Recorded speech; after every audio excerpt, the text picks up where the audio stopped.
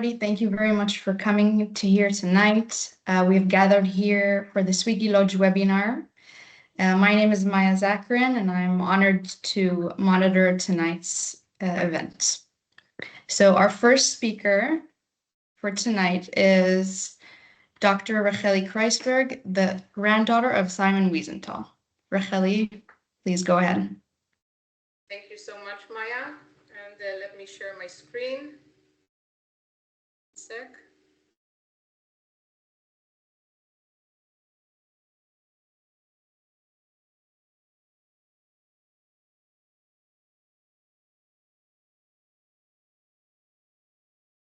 Can you see my screen?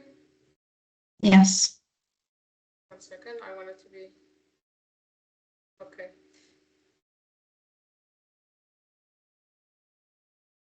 Great.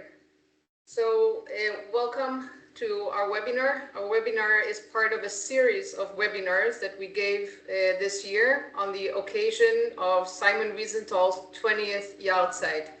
And I will start with a few minutes to share with you who was Simon Wiesenthal, who was my late grandfather, and leave you also with the legacy that is actually part of this entire webinar.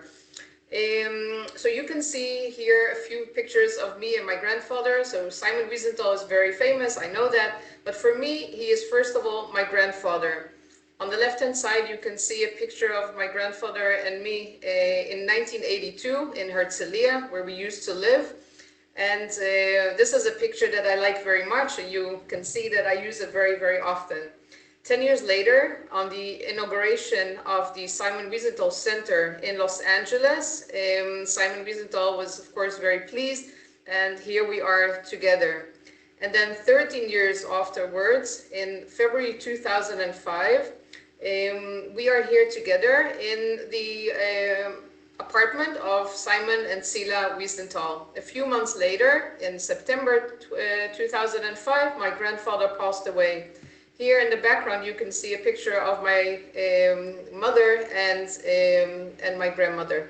So this is very personal, but many of us here are also interested in the background of Simon Wiesenthal. So let me share with you a few things. Simon Wiesenthal was born in 1908 in Buchach. He was born on the 31st of December, 1908. On the left-hand side, you can see an image of Buchach, a Galician shtetl, nowadays in Ukraine. Simon had a brother named Hillel, and his parents were Asher Hensel Wiesenthal and Rosa Rapp. On the right-hand side, you can see that Simon Wiesenthal was socially active. He is here part of a group, a youth group, but you can also see that he is already standing out. He is also tall, and he is not dressed in the clothes of the other youth. This family tree that I showed here looks very intact, but in fact, the life of Simon Wiesenthal changed very rapidly. In 1915, his father, Asher Hensel, died in Stanislav, also in the Ukraine today. His brother died in 1923 of illness. And his mother, Rosa Rapp, she remarried and she moved away to another shtetl called Dolina. So Simon Wiesenthal remained alone in Buchach throughout some of the years. I'll start from the middle because he spent quite a lot of time with his future wife, Zila Müller. So family Müller and Wiesenthal, they were both living in Buchach. And my grandparents got married in 1936. For education, my grandfather studied building engineering. Here on the left-hand side, you can see the Technical University of Prague, where he graduated in 1932. And he worked as an architect in Lemberg. Here is a picture of a house that he designed. The war starts. The war starts, and the young couple, are living in Lemberg. But upon the attack of the Germans in the June 1941, till then occupied Lemberg by the Russians, or the former USSR, made Simon and Wiesenthal move into the Lvov ghetto. Here you can see the area, or maybe on the right-hand side you can see it better. And in this picture on the left-hand side, which I also discussed today with Sima, you can see the Janowska labor camp, or the Janowska transport camp, or the Janowska concentration camp. And Simon Wiesenthal went from the ghetto to the concentration camp, from which he also escaped at some point. But not before he received, or he acquired false paper for Tzila, for his wife. She then became Irena Kowalska, and she moved to Germany, where she worked in forced labor. So Simon was in the Janowska concentration camp. His mother, Rosa Rapp, if you remember, was murdered in Belzec, and here on the right-hand side you can see a page of testimony of Yad Vashem, which was filled in by my mother for her late grandmother, Rosa Rapp.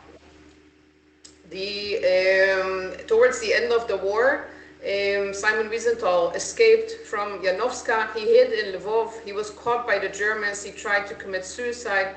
He survived, and then he was part of the death march. On the right-hand side you can see an image of a death march, but on the left-hand side you can see what it actually means, going all the way from Janowska to Plaszow to Großrosen to Buchenwald, and from there to Mauthausen. And this path is 1,500 kilometers. Only that is astonishing. Mauthausen was known for its quarry, the granite quarry, and also for the death steps. Here you can see the death steps. That means at the bottom of the quarry, people used to carve these rocks and had to carry them up these steps, 186 steps. And of course, out of exhaustion, many times people stumbled over, and by stumbling over, they would of course cause all the other people that are behind them to stumble as well and to fall over, and this was a terrible cascade of death.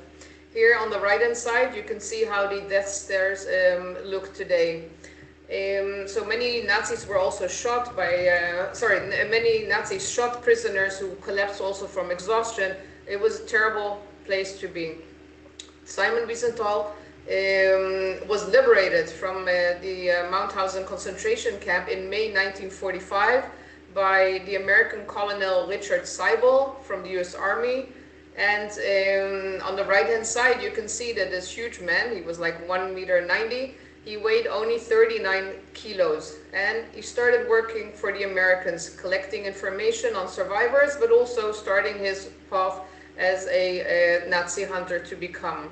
He reunited with his wife, with Tzila. They both did not know that they survived the war, but they did. Here they are.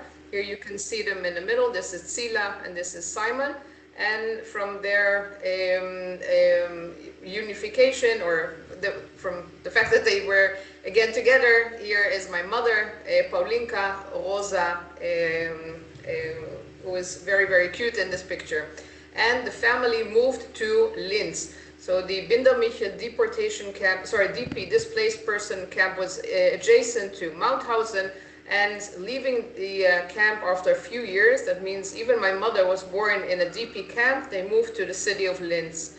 And there Simon Wiesenthal started his work. One thing that he did, and that is something that I actually try to follow, is the Holocaust commemoration. And here on the left-hand side, you can see 30 urns of ashes of the Holocaust victims in Austria that were brought. Here you can see the parade that were brought to Mount Zion in Jerusalem. So Sima, who is from Yad Vashem, okay, which is on Mount Herzl, there was, before the establishment and the major role Yad Vashem plays today, there was another location on Mount Zion, and that is called today the Shoah cellar, or Martef HaShoah. And here on the right-hand side, you can see the inner part of Martef HaShoah, which in a way reminds some parts of Yad Vashem. But what Simon Wiesenthal did was bring these urns with the ashes to Israel and start the commemoration of the state of Israel, the young state of Israel, vis-a-vis the Shoah. The other part of his life was dedicated to being a Nazi hunter. You can see him here next to a famous map in his office. where he points to sites of murder. My grandfather also wrote books, such as The Murderers Among Us. He was the Nazi hunter, so he also wrote about that. And in addition to that, he, based on the book of the historian Tom Segev, he also worked for the Mossad. What is very good to know are, of course, his major achievements, and that is contributing to the capture of Adolf Eichmann, the architect of the final solution. Franz Stangl was the commander of Sobibor and Treblinka. Hermina Braunsteiner, who was called the mayor of Majdanek, she was extremely cruel. Walter Rauf, the inventor of the gas vents, and also Karl Silberbauer, the SS officer who arrested the family of Anna Frank. In that way, Simon Wiesenthal also combated Holocaust denial. So not only that Simon and Zila, that they had a child, but at some point they also moved, the three of them, to Vienna. Here you can see their house in Vienna in the 19th Bezirk, in the 19th district. My mother married my father. Here's my mother, here's my father. And they had three children, among them myself, as well as my two brothers, Dani and Yuri. And 8 great-grandchildren, Ella, Maya, Liron, Tali, DJ Shani, Michal, and Gabi. And you probably recognize the name Maya, because Maya, who introduced herself so nicely as a moderator, is also the great-granddaughter of Simon Wiesenthal. And I'm very proud, Maya, that you are following the tradition of commemorating Simon Wiesenthal. My grandparents passed away in 2003. My grandmother was 95. She passed away in November. She was 4 months older than Simon, and Simon passed away in September 2005 at the age of 96. And the grave of Simon Wiesenthal is found at the entry of Herzliya. Here you can see this is Zila and this is Simon. You can see it also from the front. There's a plaque that tells a little bit about the life of Simon Wiesenthal. In terms of the legacy of Simon Wiesenthal, he restored the dignity of the Jewish people. Sorry. He combated Holocaust denial. He remembered, of course, the 6 million Jews and other minorities, not only Jews.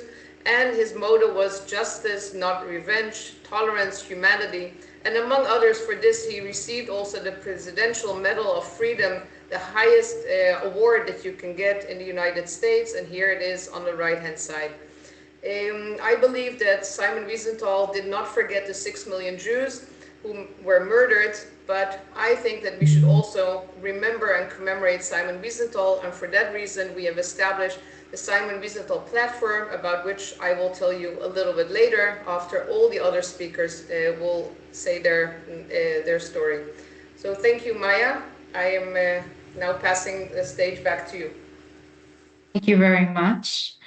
So next up, our next speaker will be Dr. Adam Sitarek, who will give us a lecture about the history of the Jews of Lodz. Dr. Adam Sitarek is a historian and the head of the Center for Jewish Studies in the University of Lodz, specializing in the history of Jews of Lodz and the Holocaust.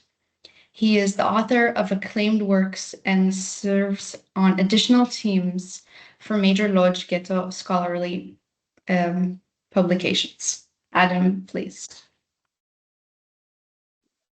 Thank you so much for that kind introduction. I'm honored to be here with you. So let me turn my camera off and turn my presentation on. Thank you. So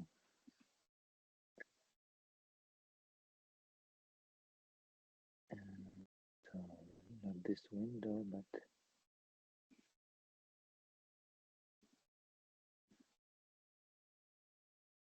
okay.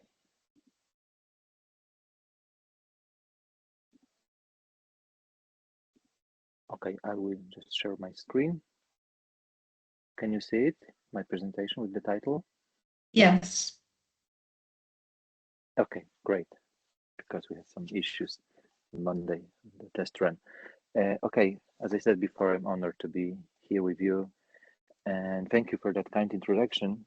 I just want to give a brief history of the Jews of Łódź, very important community, and still quite active, with rich history. So in today's webinar, I would like to tell you the story of Jews of Łódź, and the community which as I said, was very interesting and holds significant place in the history of diaspora, I think. Łódź is a city known primarily for industrial history, as you know, and the history of Łódź Ghetto, of course. Undoubtedly, there are two very important moments in the city history, and the history, of course, the Łódź Jews. But it is worth exploring the broader context, I think, of the community history. Łódź is a city of medieval roots, founded in 15th century, so quite old city.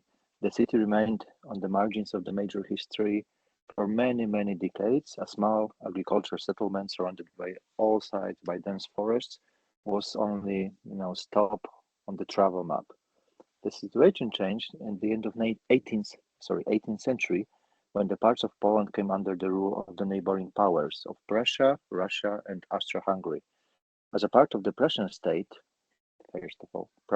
which witnesses an intense influx of the German farmers, who, using modern methods, began to cultivate previously untapped agricultural lands.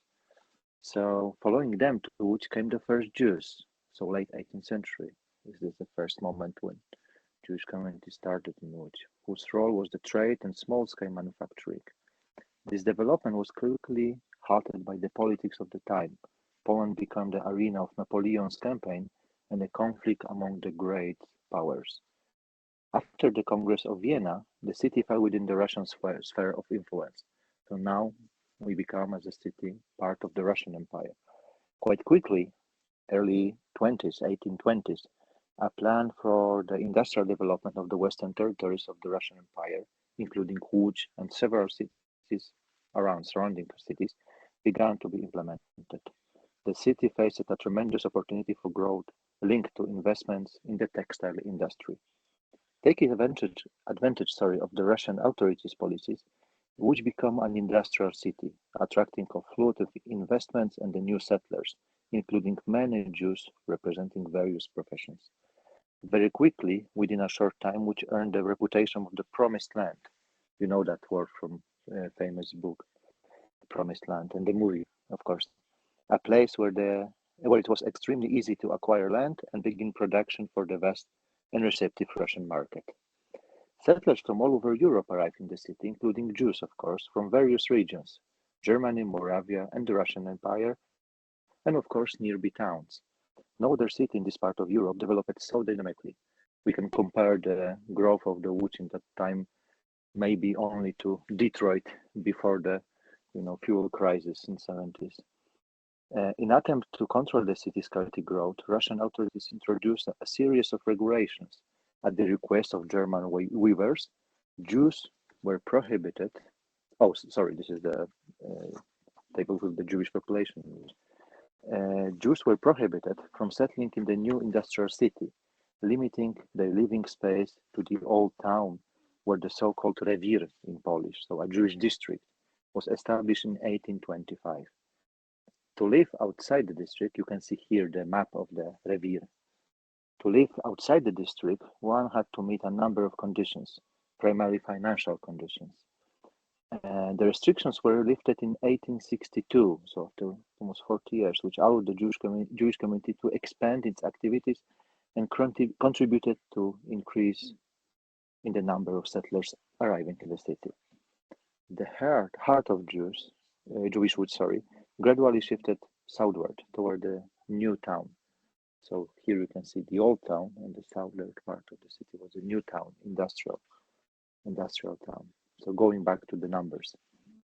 Along with the community's economic development, social, political, and religious activity also increased. Due to time limitations, I'm unable to cover all aspects, so I will focus only on the religious dimension and maybe economic. A number of extremely important religious centers developed in Łódź area, including the Alexandrów with the Alexander Danziger dynasty. This indirectly influenced the dynamic development of religious life in Łódź community, although it was extremely diverse. In addition to local Jews, there were also migrants from Russia, the so-called Litvaks, and progressive Jews from Germany. It developed relatively harmoniously, cooperating with its Polish and German neighbors. Religious institutions, like here you can see the old city synagogue. So religious institutions were expanded. In addition to the Kahal, the Jewish community, Gmina in Polish, a number of self-help institutions, private mikvahs, and a vast number of synagogues were established. The most important of these, the Old Town Synagogue, you can see, Alte Shul or Alte Shul, different Yiddish dialect, and the Great Synagogue, this one, so-called Deutsche Shul in Łódź, the German one, stood proudly alongside Catholic and Protestant churches. By the outbreak of the World War II, there were over 230 synagogues, and the prayer houses in Łódź serving an ever-growing community. And here you can see the example for SWIGGI portal, with some of the synagogues marked on the map. So I can encourage you to explore this map, but also I will try to contribute and put all synagogues and prayer houses we know to this map maybe in the future. Which was also a city of great industrial fortunes, as you know very well. One cannot fail to mention the Poznański family, who built a vast empire on the border of the old and the new town, employing tens of thousands of workers. The year 1918 was a turning point for Jews of Łódź and Poland as a whole, when World War I ended and many nation-states regained their identity and independence. Jews become equal citizens of the young state, able to influence its shape. They had representation not only in the National Parliament of Poland, but a very strong group of representatives on the local city council in Łódź, often entering into coalitions with Polish political groups, for example, Bund with Polish Socialist Party. Łódź became the city with the third largest Jewish community in the world, after New York and Warsaw. There were a number of Jewish institutions here, and the political and cultural life flourished. This is a moment often recalled with the sentimentally, when three national groups, Poles, Jews, and Germans, coexisted harmoniously in the city. As dark clouds of authoritarianism gathered over Europe in the 30s, and the influence of nationalist organizations grew stronger, the daily functioning of the community became more difficult. Alongside economic conflict, clashes occurred in the city council and attacks took place on the streets. It's worth noting that here in Łódź, in the 30s, did not become a scene of large-scale physical violence compared to the other cities in Europe. The growing influence of Nazism among the large German minority, because in Łódź lives around 70,000 of Germans, the biggest German minority in Poland before the war, in one city. The growing influence of Nazism among this German minority, it was another factor foreshadowing an uncertain future for Jews. On the eve of the war, over 230,000 Jews lived in Łódź. The heart of the Jewish middle class was the city center, the former industrial city, while the poor, proletariat, and Orthodox communities lived in traditional Old Town and the former village of Bałuty, which had been incorporated in Łódź during the First World War. The outbreak of World War II completely transformed the city landscape. Jews fell victim to persecution and exclusion, which was incorporated into Third Reich and Germanized. From then on, the city bore the name Litzmannstadt, bestowed by the order of Hitler to honor the Prussian general and zealous Nazi Karl Litzmann. Here on the slide, you can see the ethnic structure of Łódź. The yellow dots are Jewish families, the black dots German, and the red Polish. One dot is around, I think, 1,000 people living in an exact place. So you can see the structure around this square in the middle class, and above the old city, Jewish proletariat, and Orthodox groups. By the order of Nazi authorities, nearly 165,000 Jews were herded into a ghetto, established in the old town in Bałuty. The ghetto, managed by a centralized Jewish administration supervised by German Ghettoverwaltung, the board of the ghetto, became a massive labor camp, producing goods for the German army. The head of administration, very famous Mordecai Chaim-Rumkowski, implemented a policy of survival through work. He believed that increased the productivity would ensure the Jewish safety. Up to a point, his strategy worked, but in 1942, When the extermination camps were put into operation, it was a foregone conclusion that the Jews of Łódź would also be murdered. Thanks to this production, the Nazis agreed to maintain the ghetto until mid-1944, at the cost of deporting and murdering those deemed unfit for work. Nearly 80,000 Jews from Łódź were murdered at the Chełmno extermination camp, which opened in late 1941 as the first death camp operating in the world. As late as the summer of 1944, when the Eastern Front was at the Vistula River, just 130 kilometers away from Łódź, over 70,000 workers were employed in the ghetto's factories, so-called resorts. In Polish and in Yiddish they call it, and in German they call it resort, factory, workshop. Ultimately, in the summer of 1944, the ghetto was liquidated, and its prisoners were sent to extermination camps, some to Chełmno in June 1944, and subsequent groups to Auschwitz-Birkenau in July and August 1944. Only about 1,000 people survived within the ghetto, left behind by Nazis as the so-called Aufräumungskommando, the cleaning commando, which were responsible for taking machines and other stuff, valuable stuff on the trains and send it to Germany. After the liberation in January 1945, Łódź briefly became the center of Jewish life in Poland. The Central Jewish Committee moved from Lublin to Łódź. The Central Jewish Historical Commission moved from Lublin to Łódź. And the Central Jewish Historical Commission was established along with the other institutions. For example, the first Jewish newspaper published in Poland after the war, Dosnoye Leben, the New Life, which used the fonts from the ghetto printing house. That's quite interesting. And a number of different institutions of Jewish life. Jewish life in Łódź was slowly reviving. Thank you so much. Thank you so much, Dr. Adam Sitarek. It was really beautiful and we learned a lot. I learned a lot.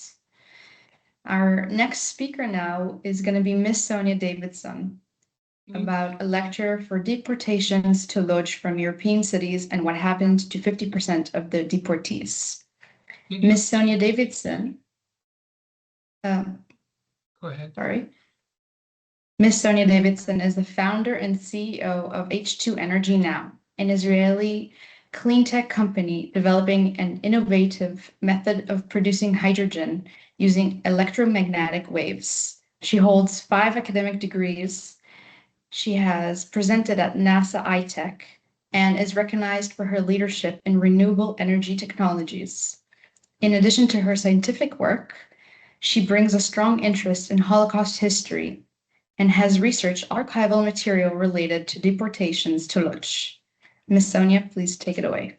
Can you share my slides for me? Because I can never get them to work. Of course, just give me a cue when you would like me to move to the next slide. Just one sec. Okay, thank you.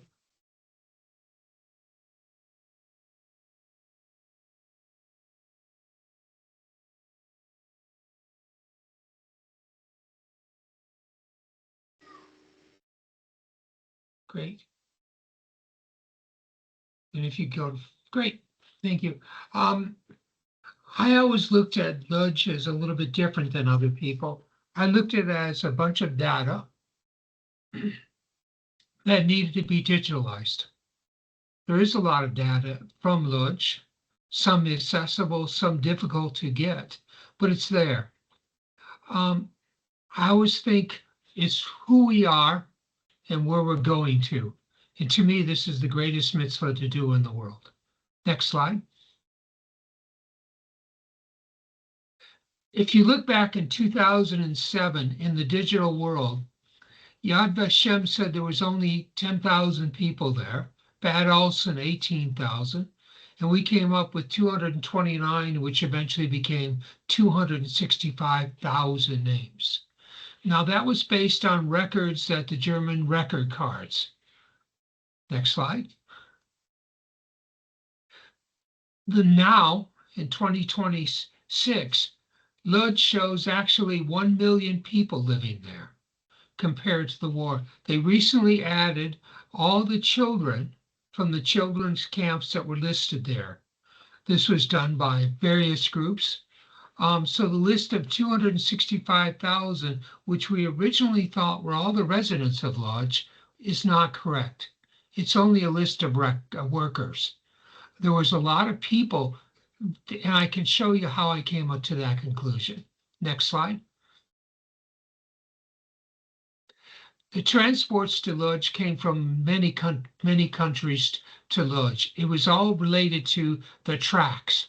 If you could get people by train to Lodz, it was easy. And if you could ship them out some way, it was easy. Next slide. Lodz arrival. It was a chaotic experience. You can see the trains in the back as they brought people towards Lodz. Not everybody on the train got into Lodz. There was a selection process. Next slide.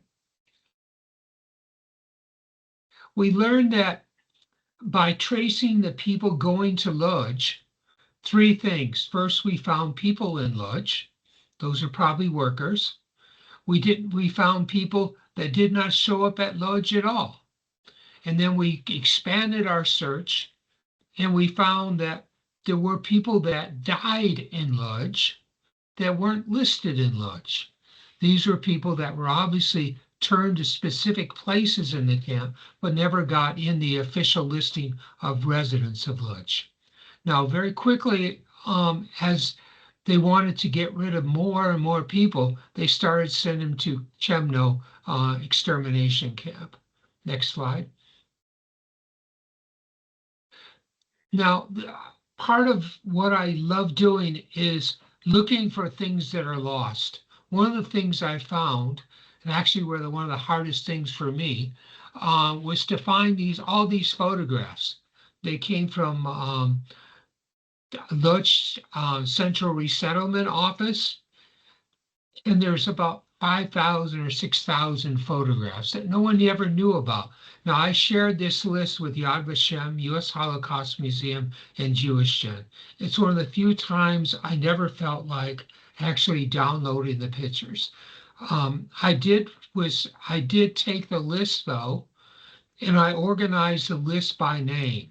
And by doing that digitally, you can sort by name. You can find out additional information that wasn't there in the original record. You could find numbers, because most people, for some reason, had numbers in Lodz. And if you had a number but not a name, and you had a name but you had a name and a number, you knew the person with the matching number was the same person. Next slide. You can see in this that this is where we did it. It's a spreadsheet where I could sort it by using the Lodz Resettlement Office. I sorted it by last name. And for instance, Adamandensky, Dante, had a photo, but actually didn't have a number. But actually, if you go to Adamika, Helena, there was a number and a photo. So actually, the first one that wasn't in 3/8/9/2001, that actually is the same number, 669. It's one way of trying to take data and do some analysis and learn something from it. Next slide. The next thing I did was I took the list of deaths from 1941, 1942, and 1943 and did something that was never done. I said, I wonder if you can sort these names of deaths because they're filed by date of death. So if you're looking for someone and you have a date of death, you're not going to find them most likely because you need to know the date of death. But if you had an alphabetical listing of these people, you would find them. So I created a list on the basis of deaths. Part of that meant separating the last name from the first name, etc., and doing some other things to get the data to lay out. But if you go to ableist, the second one in there, you could say, let's go to Abel's, the first one, Wilhelm. You can see that Abel's Drucker is the same as which came from the Lodz list, compared to the date of death list. And the date of deaths are probably the 12th of October 1942 rather than the 31st of May 1942. So there's some question where the dates of death are accurate, which is the accurate death. But the date of birth ties exactly to the same person. These lists and these shares of deaths were given to both Yad Vashem, U.S. Holocaust Museum, and Jewish Gen. I don't do this for any other reason than give it away. Next slide. The next thing I'm working on presently is working on digitalizing a list that I found very difficult. Was in Poland, actually. And for some reason, I couldn't download it when I was in Israel. I did find I could actually download the list several of the lists I was looking for in the United States when I was on vacation. Yes, they are available. These spreadsheets are available. This is a list that nobody had before. Again, if you're doing research, why not do something no one else has done? The Nazis said that there wasn't any World War I Einsatzkreuz or Iron Crosses that were issued to Jews that were in Lodz. Actually, there's, I think I just got done with the initial list. There's 776 right now. Some from, and there's 2 different stages. Next slide. There's an Iron Class 1 and an Iron Class 2, and there's also a VA that I've come across in the thing too, that mean that either applied or got veterans benefits. Next slide. These are where the original records were, they're photographs. They were never digitalized. I downloaded these. Next slide. And they showed, I'm sorry, I didn't show the data, but the records are showing people, and it all varies. It varies based on the units they were in.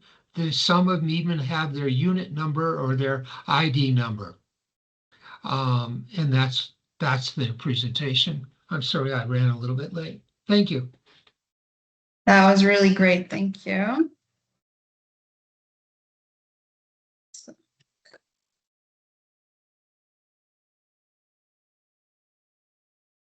Okay, thank you, Miss Sonya Davidson. Our next speaker is going to be Miss Shlomit Talisman Ziskind, lecturing about the stolen years and struggle by Sarah Plager Zyskind, her family's heritage in Lodz.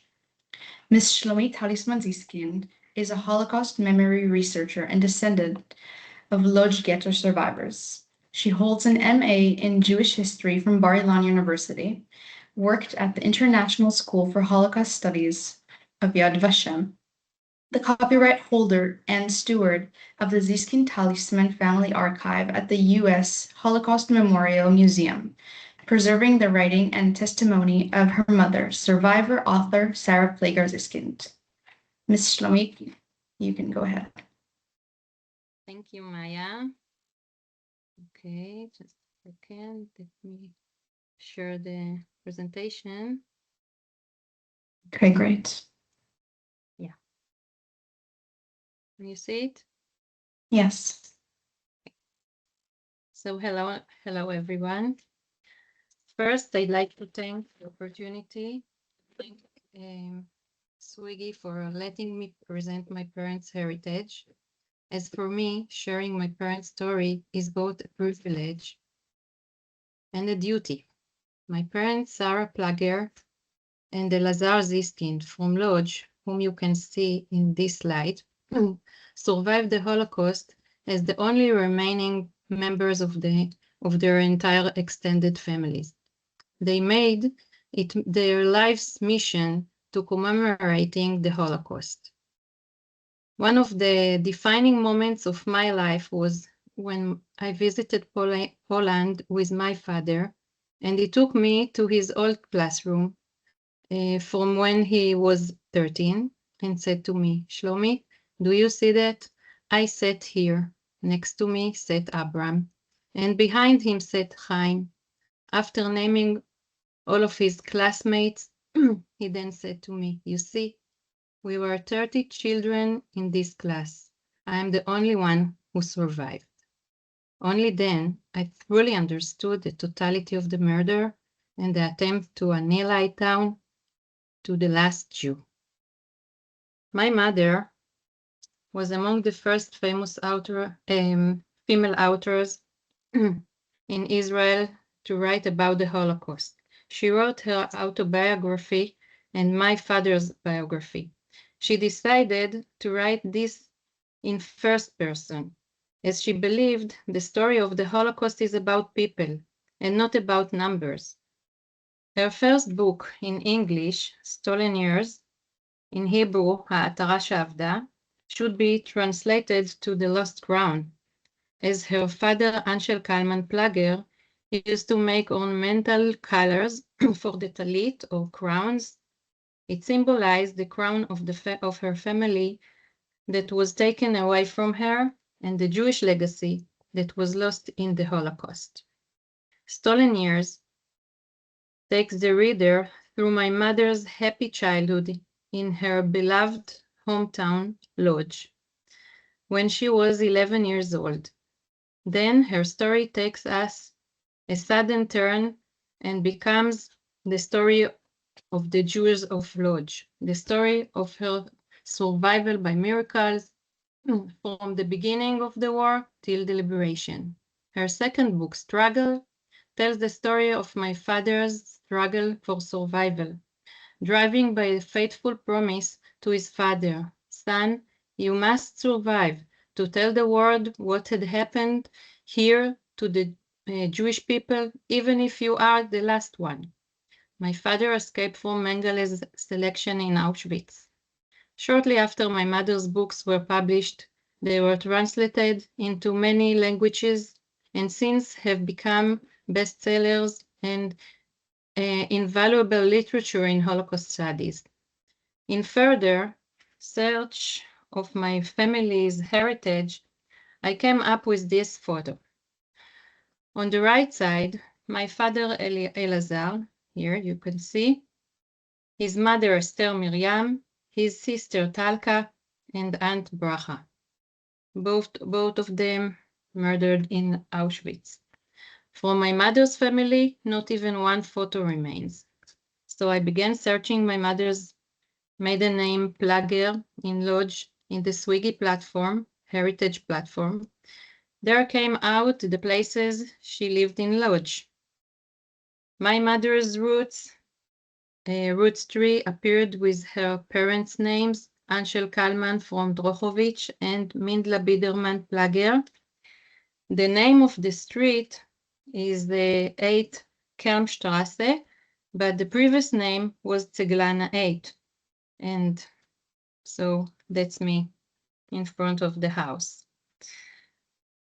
On May 1st, 1940, Łódź Ghetto named Litzmannstadt was hermetically sealed.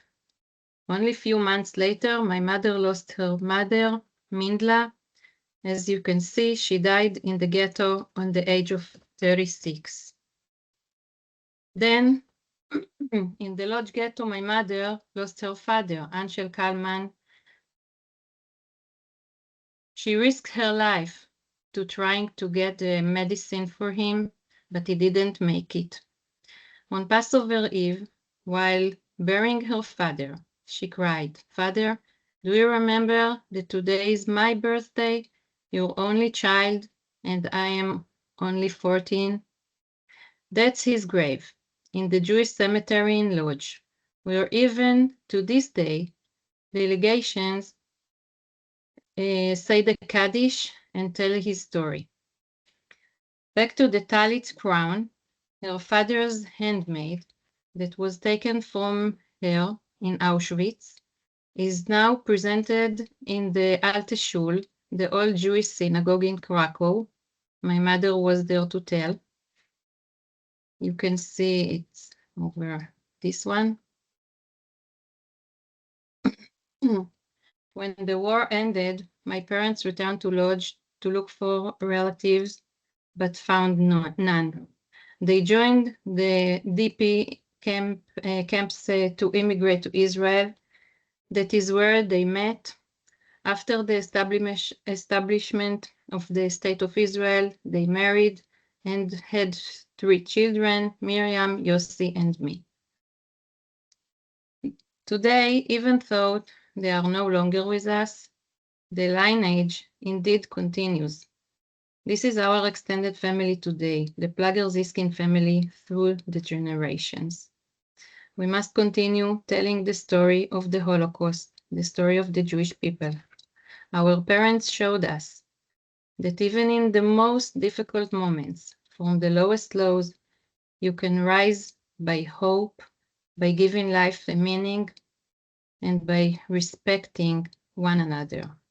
As they used to say, just be a human being, a mensch. Thank you for listening. Thank you, Ms. Shlomit. That was really beautiful. Can I add something, Maya? Is that okay? Yes. Yeah. So, Shlomit, thank you so much for your presentation.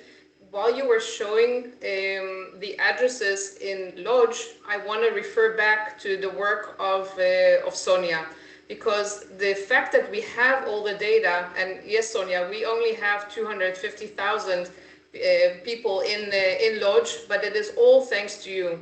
So, Shlomit, I want to make the connection between your findings and the work that Sonya does by digitizing data and providing it to us so that we can present it on a platform like SWIGGI, which enables laymen like all of us to search it and to get a meaningful connection to our past. So thank you both, Shlomit and Sonya. Thank you. Our next speaker is going to be Dr. Sima Velkovich, in giving the lecture about the secret camera, Life in the Łódź Ghetto, photographs by Mendel Grossman.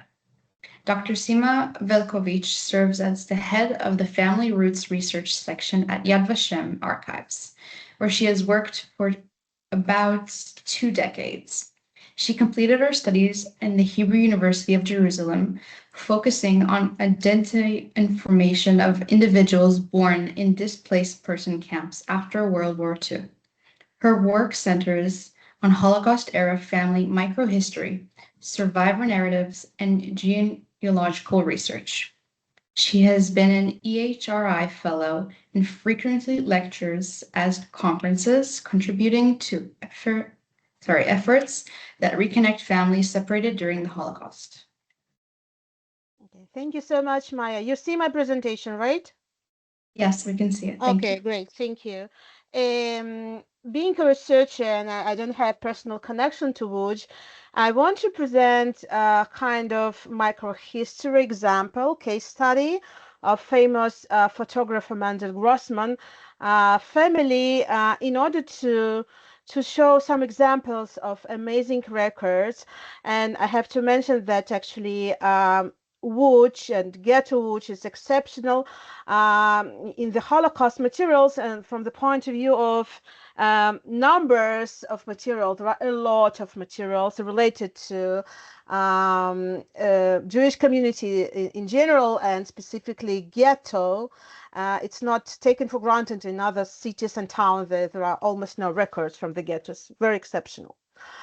Anyway, I want to very briefly to present the story of Mendel Grossman, who was born in 1913 in Perkov Gubernia, and after the World War I, the family, which was a Hasidic family, his parents had 3 daughters and 2 sons, so the family moved to Łódź, and Mendel worked as a photographer before the war. He worked with the theaters. He worked with art people who were connected to the art, to the theater, to the painters, musicians.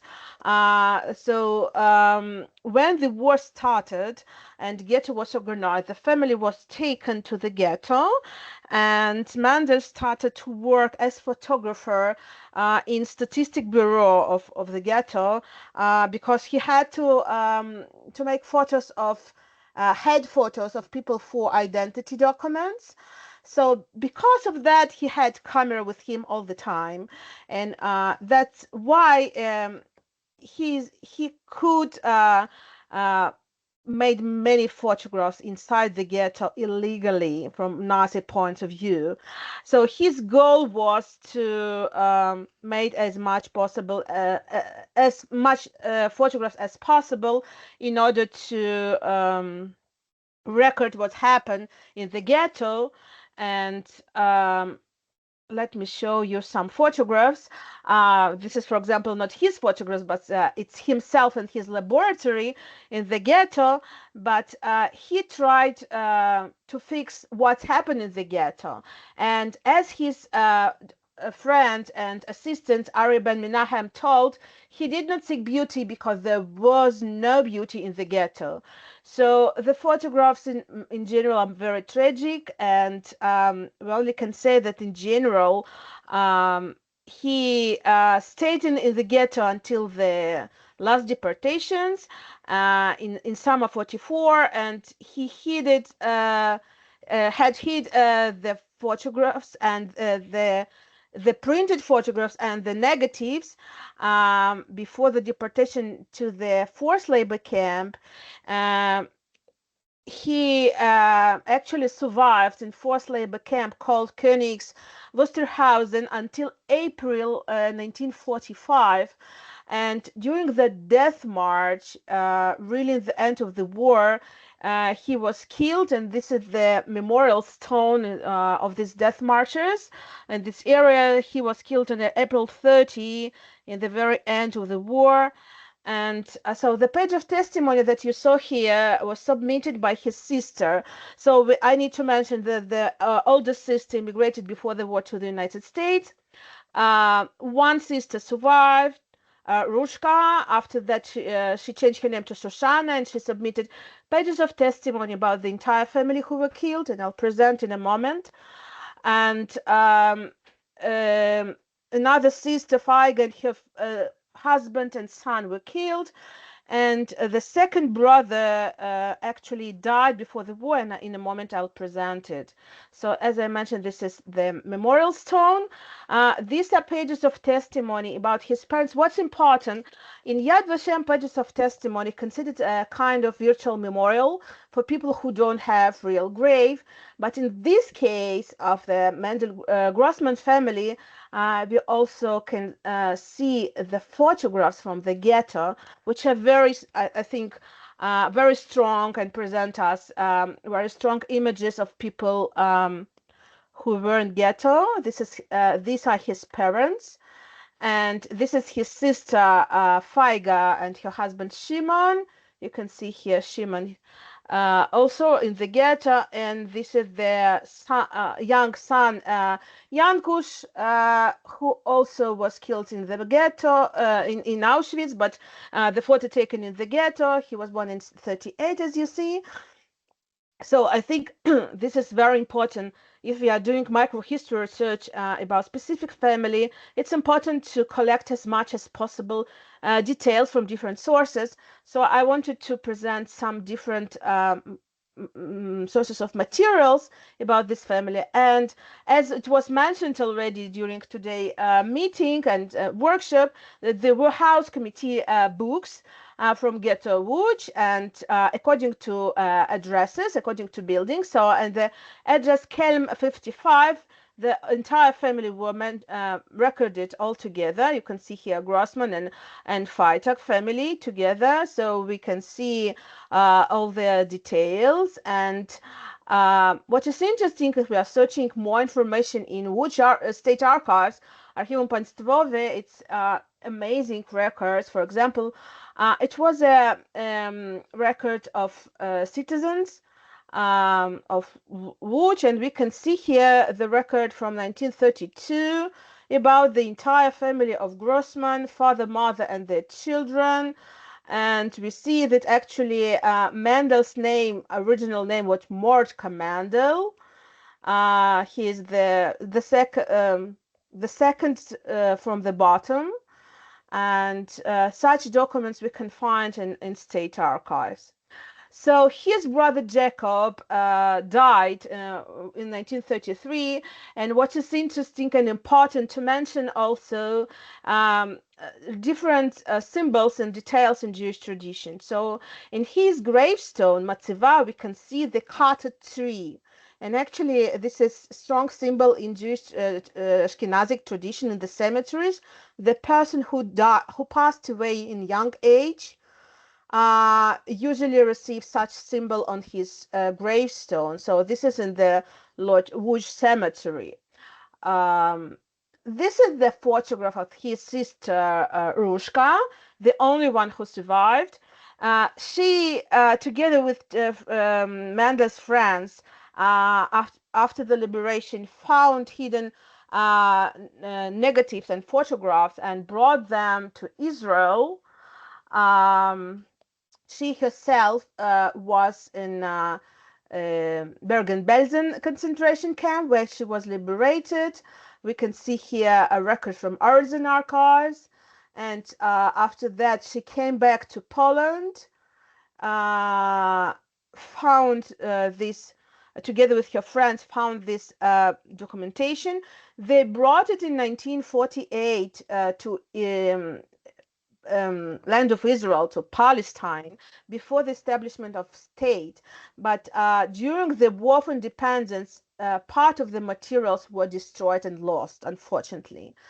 Anyway, the found after that materials were published in the book, and we can find copies in different archives, including Yad Vashem. In general, Mendel Grossman made about 10,000 photographs of Ghetto Lodz, and he was with his camera even in a labor camp, and he died on the death march, taking his camera on him.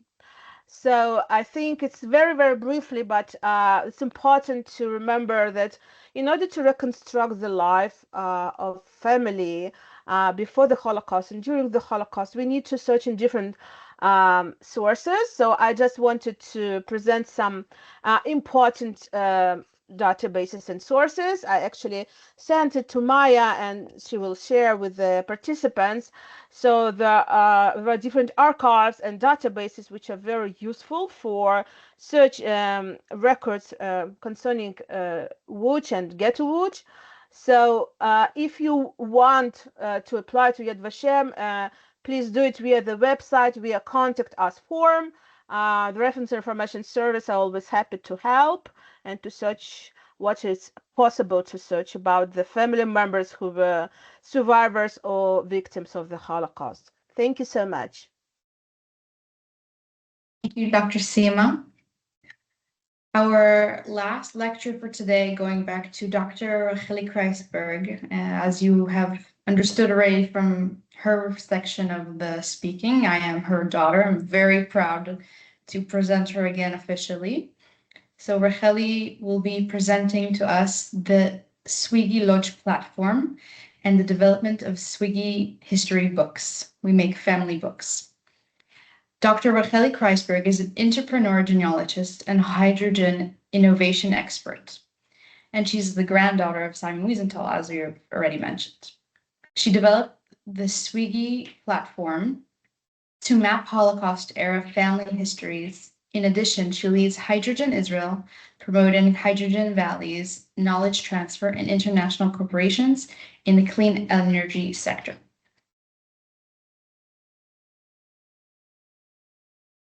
Thank you, Maya. Racheli, go ahead. Yeah, thank you, Maya. So you can see that I also have something personal in common with Sonya. We're both operating in the field of energy in Israel, hydrogen.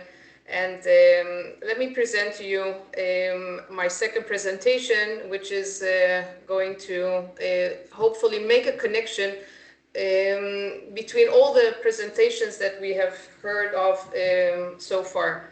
One second, let me just open it.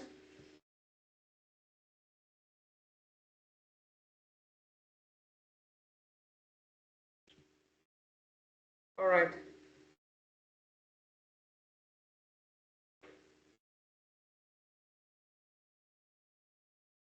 There's always this question, can you see my presentation? So I will ask it as well. Yes. Yes, all right. Let me put it in, yeah. All right. So before I start, I also want to acknowledge that my colleague Yossi Beck is with us. Yossi is the CTO of the Simon Wiesenthal Genealogy Geolocation Initiative, and Maya serves as the project manager.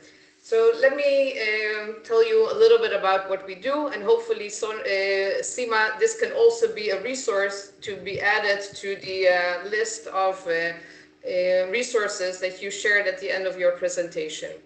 My presentation will focus on 4 different topics that are all, of course, linked to each other. I'll start with cultural heritage. The second will be SWIGGI, the Simon Wiesenthal Genealogy Geolocation Initiative. I will give you a virtual demo on Mendel Grossman, so we can link what I will show you digitally to what Sima already showed us. And then I'll share with you the work that Maya is doing, which is the development of SWIGGI family history books. So let's start. Jewish family history tour of Lodz. We are all sitting in front of our computers, but how can we explore the past if we are sitting in front of the computer? Is a way that we can do this digitally, virtually?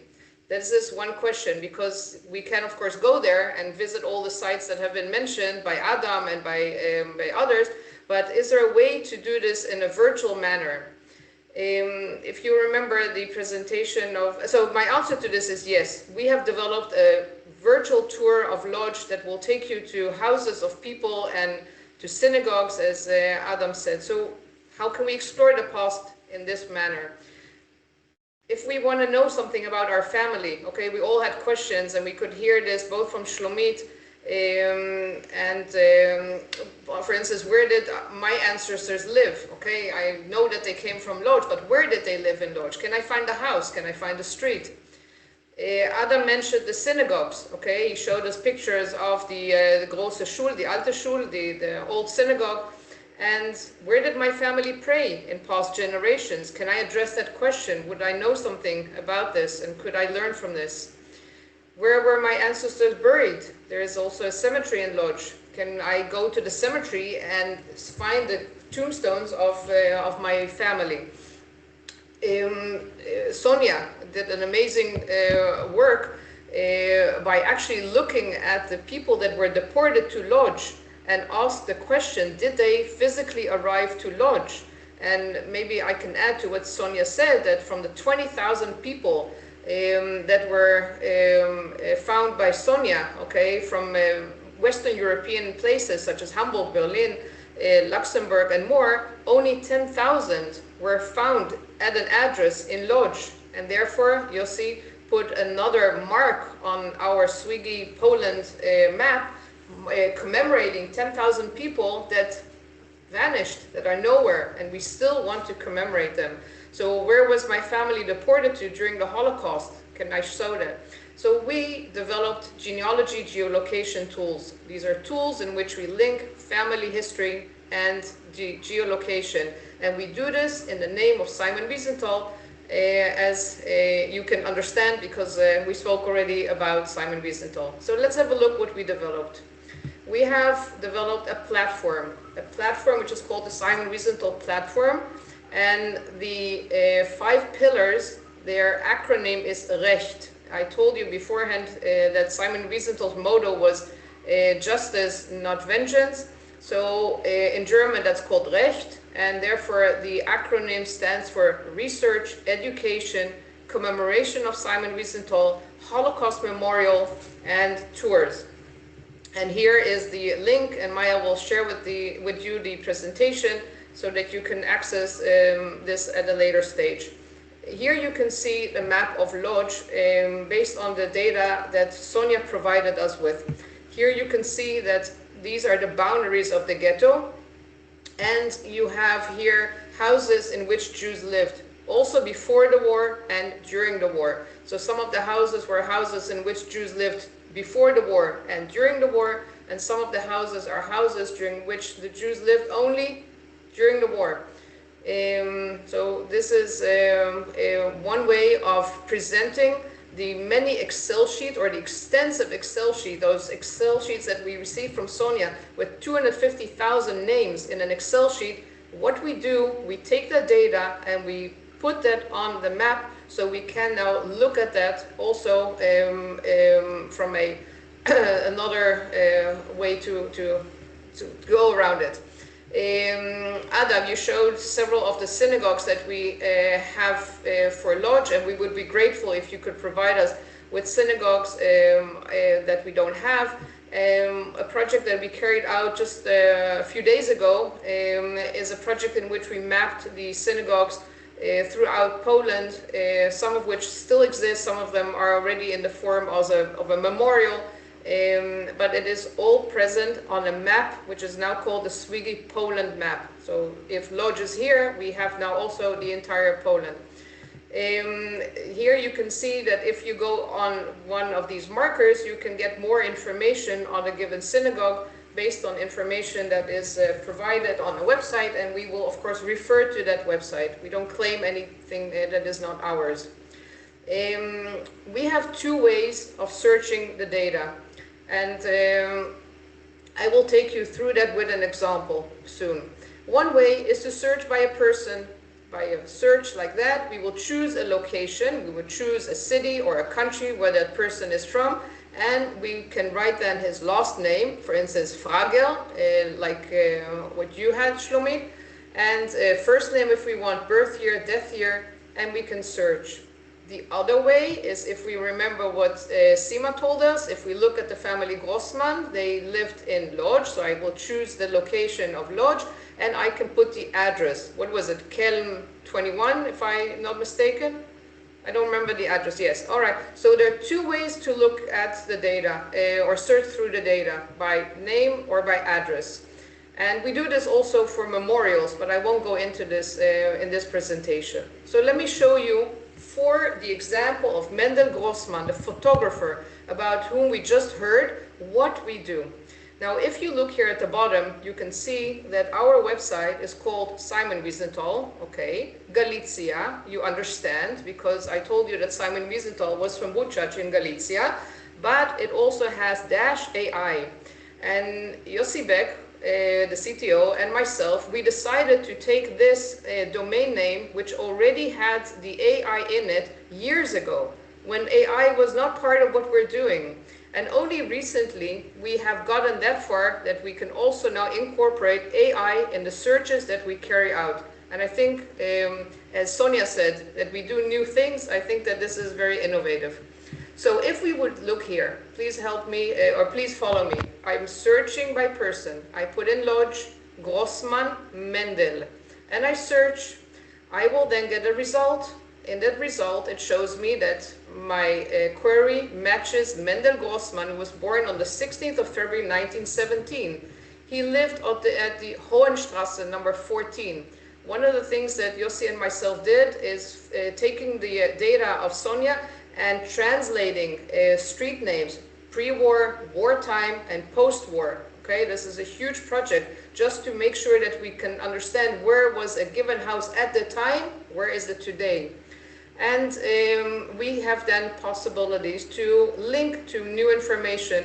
For instance, from this search, we can now go to the house of Mendel Grossman. So here is the house of Mendel Grossman. You see, Sima? On the Hohenstrasse number 14, we can see it on the map, and then we can see it today. So when I told you at the beginning of my presentation that we want to do a virtual search, so here is how we do it. We will go and search on the map, and then we can also with the Pegman find the exact house as it is today.